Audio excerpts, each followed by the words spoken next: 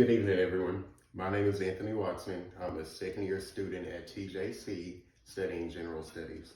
So today's presentation is going to be about careers, particularly what I want to do in the future. So let's get started.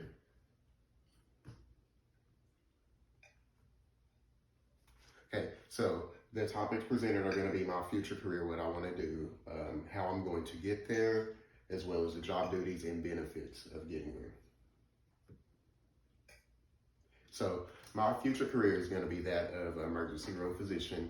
It's basically emergency room doctor. They're highly trained professionals who work in the emergency departments of many major hospitals, clinics, and even in an administrative role as a medical director for agencies such as EMS and such.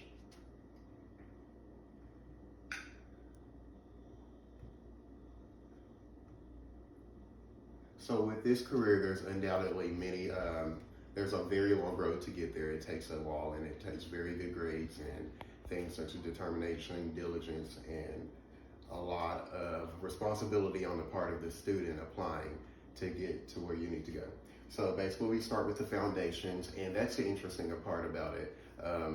People come from all over the world to go to medical school in the United States. They come from many different backgrounds, and that's mainly because there isn't a real set boundary on what you have to study. So once you get into medical school where everyone has to study the same thing, you could be sitting beside someone who studied history, mathematics, or something else of the sort. So you get into medical school, there's a few requirements. You take basic classes that are in the basic sciences and math. You take a standardized test called the MCAT, and you get into medical school. It takes 4 years, and after you graduate, you'll be a doctor. And at this point I have doctor, but not really, because once you graduate medical school, you know a lot of things from textbooks and things that you study, but you don't have a lot of clinical judgment. You're not used to working with patients, and a lot of times these people are kind of awkward because they spend so much time studying and alone by themselves that they don't have too much social interaction with people. So after you graduate medical school, you start residency, which can be anywhere from 3 to 7 years, depending upon what specialty you want to go into. Harder specialties obviously have longer residency years.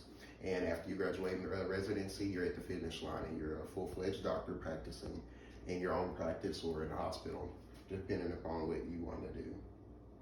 So ER doctors treat and assess patients who come into the ER with various illnesses and injuries. They provide immediate and ongoing care to patients who come in, which means as soon as the patient hits the ER, they're the ER doctor's responsibility until they're transferred to care of someone else. They monitor patients who are in the ER under their care.